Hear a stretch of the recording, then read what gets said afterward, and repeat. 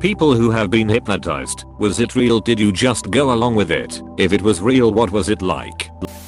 I have been hypnotized as part of therapy to deal with PTSD. It was not anything to worry about. Basically it was just putting me into a state of deep relaxation so I could go back to the traumatic memories to help work through them with my therapist. At no point did I feel out of control or like I could not come out of it at any point if I wanted to. It just felt like I was free to access the memories without the feelings of anxiety and trauma that would normally go along with them. At no point was I not in full control of my mind body. Nothing like what movies suggest. It was very tiring. But I just assumed that was the stress of relieving a traumatic memory manifesting physically. Not sure if that's a common side effect of hypnosis or not. My therapist also used to hypnotize me. His voice was soothing and put into such a state of nirvana that I was pissed when he brought me out of it.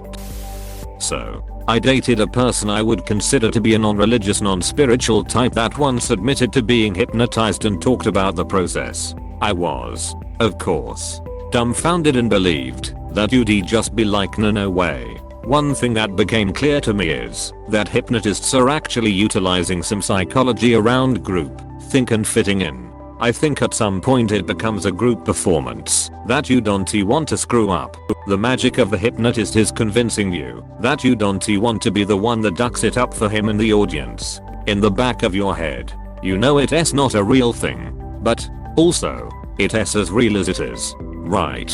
If you go along to get along, you were certainly convincing, tricked, woody swayed, hypnotized into believing something. It just may not be exactly how the hypnotist explains it. Yeah, this makes sense. I remember watching a video about the dangers of operating within a group, where a person was called in for a focus group. The room they went into had a simulated fire situation, smoke billowing from under the door. There were different scenarios tested. When alone, people hesitated, expecting someone to come into the room before ultimately leaving after a minute or two. When they introduced actors into the room, who didn't react to the situation, the person not wanting to be the only one reacting. Often didn't say anything. In one instance, when the non-actor drew attention to the smoke, he was able to be calmed down to the point of inaction by others in the group saying the administrator would be back in a second. I'm a bit late to this post, but just thought I would add, did not this happen to some tourists? Japanese, I think. But someone correct me if I got that wrong. On a cruise ship that sunk a few years ago, they did not leave their rooms because that was the rules, and they ended up dying. I was hypnotized in high school with 14 other people. I was conscious during it, but couldn't really control myself. I think I could have refused to do whatever, but I just didn't want to. It felt like being really tired or really high. I was just going with the flow. I remembered all of it. The girl next to me didn't remember anything when she snapped out of it. It's definitely weird. Sounds like when I was on morphine. Yeah. Once I broke my femur and was on a morphine drip for about a week. It was awesome. I remember just being like, what do I want to dream about? Then I would decide on it and start to think about it, and then I would just go there and be dreaming it. I was 14, and when I learned later on in life that heroin and morphine are the same thing, I totally understood why people ruin their lives over it. Heroin and morphine are the same thing. No, they are two different compounds, although one can be converted into the other one. My mom was hypnotized and she was escorted off the stage because it didn't work for her. The guy on stage made some indirect but rude comments about people not being good enough for hypnotism or something like that. After she was escorted out, being good or not has nothing to do with it. It depends on how the person treats it. Like, if your mom kept doubting the hypnotist and thinking it would not work, it would ruin the whole experience. You just need to relax, let it happen, and not think much of it. The guy being in a hole probably made things worse as well. At my high school senior night, I raised my hand and volunteered to be hypnotized. I went on stage, and when the hypnotist did his thing, I did not feel anything at all, so he politely asked me to return to the crowd. He brought like 12 of us up there, and I was the only one sent back, which made me understand more about what hypnotism is. Think. Did a hypnosis therapy session. It was basically a guided meditation with some specific commands for my subconscious to pick up and send me into the depths of myself. 45 minutes felt like 20 and were relaxing but incredibly exhausting. When he brought us back, I started laughing for a second and I began to cry from happiness.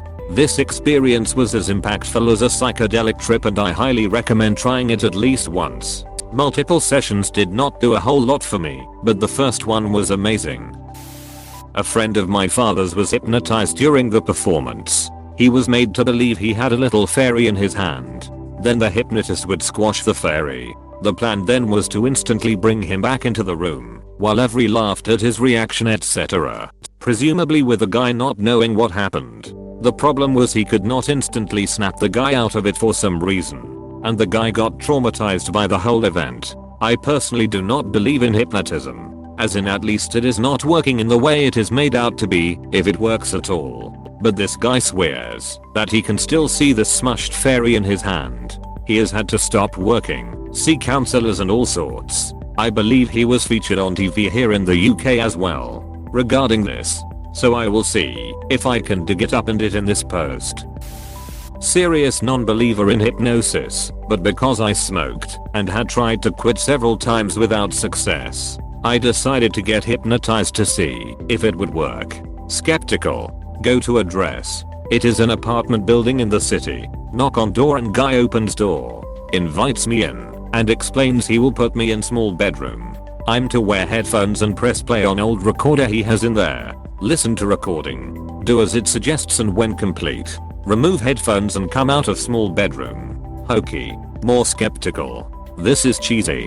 Go in. Sit in lounger. Relax. Wear headphones. Press play. I hear.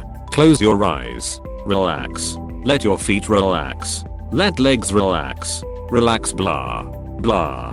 Blah. You do not like smoking. You do not smoke. Blah. Blah. Blah. End of recording. I'm like, okay. This was a waste of time and money. Go out. Pay man and think. Geez. What a racket. Go shopping. Eat lunch. Go back to work 4 hours later and boss says, how was it? How was what? The no smoking thing. I realized I had forgotten all about being hypnotized earlier and had not had or even thought about a cigarette in over 4 hours. Did not smoke another cigarette for over 12 years until ex-wife lit up and I joined her 3 years later. It is Nicorette gum and patches, but that's another story. Wow, that is crazy. Have you thought about going back and trying hypnosis again? I quit the second time using patches and gum. Have not smoked a cigarette in decades. I was hypnotized once in college. It was like I was half asleep. What happened was that there was this real famous hypnotist, I forget his full name, but his first name was Zach or Zach. I don't know, and he decided he would hypnotize me. He told me to not resist. Just go along with the flow. And I obeyed. I did not. My friend Joe, with my consent, decided to film me in his GoPro. I do not remember anything that happened at all. How he hypnotized me. Nothing. Whatever I remember is whatever Joe had filmed. Aka everything. Zach told me to close my eyes and then said, when you open your eyes, you will be convinced that I'm your favorite musician. When I opened my eyes, I legit looked at him and said, wait, what the duck? Frederick Chopin, I thought you were dead. After a while of constant laughs from behind the camera, I was told to close my eyes again. Then the hypnotist told me that when I opened my eyes, he would be invisible to me. What proceeded was a good minute of that guy doing anything and everything to me while I could not see him. Joe, what is happening? Is it the wind? Or, I was told to close my eyes again, and Mr. Hypnotist told me that when I opened my eyes, I would not recognize Joe. When I opened my eyes, I looked around, apparently confused, and asked Joe who he was and why he was filming me. I turned to the hypnotist and asked him, who is this guy? Well, there were a lot of funny challenges that way, one of them being me being convinced that I'm Beethoven and living in the olden days, and another of them involving me being convinced that my water bottle was speaking to me. I drank it, and Zach asked me, everything good with the water bottle? Yeah.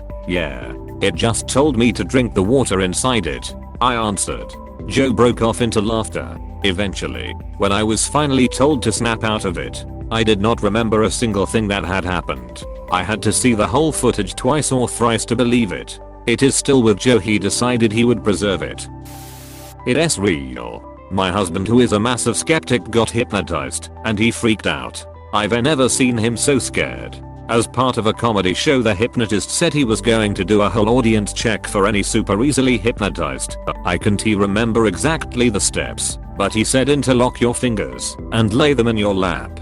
Blah blah. Now everyone pull your hands apart. If you couldn't, then you had to go to the stage and he'd unlock them and ask if you wanted to join in the show.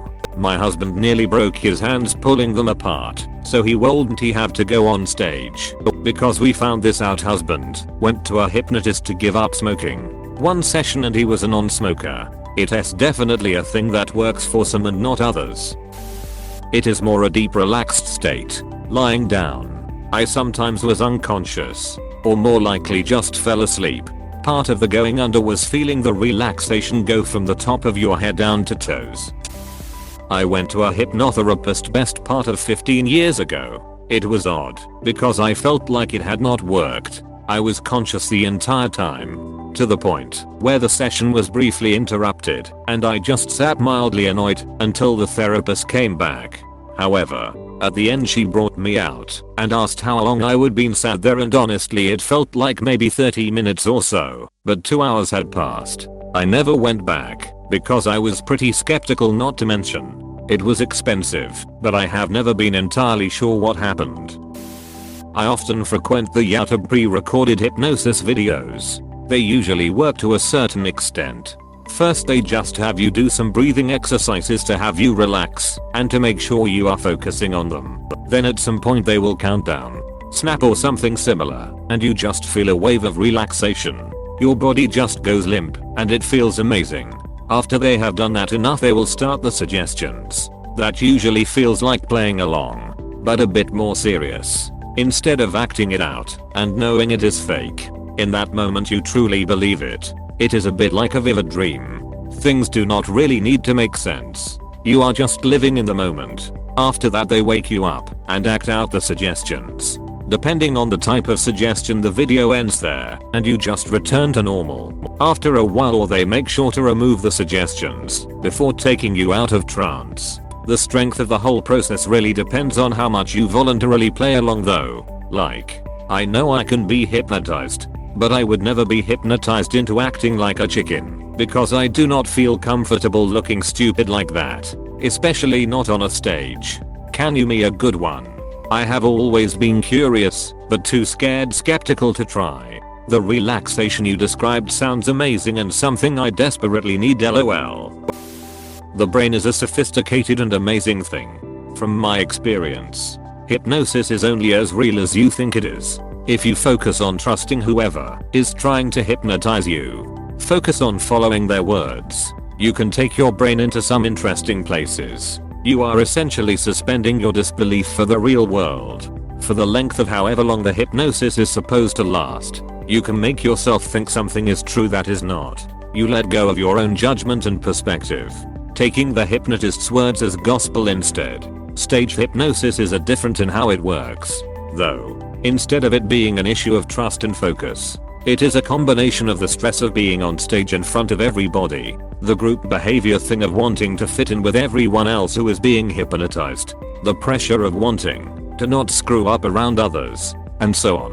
Essentially, you end up being overwhelmed by the situation, and so you turn your own brain off and remove your own accountability by going along with everybody else and whatever the hypnotist says. If you are not aware of how it all works, though, the effects can seem magical and very real. I remember one of those hypnosis stage show things happened near a university I was going to, and while I did not go to the show myself, I ended up bumping into an acquaintance along with a bunch of his friends who did. Shortly after it ended, he had been hypnotized so that he would sit down and drag his butt along the floor. Whenever someone said a particular word, it was like Colosseum or omens or something.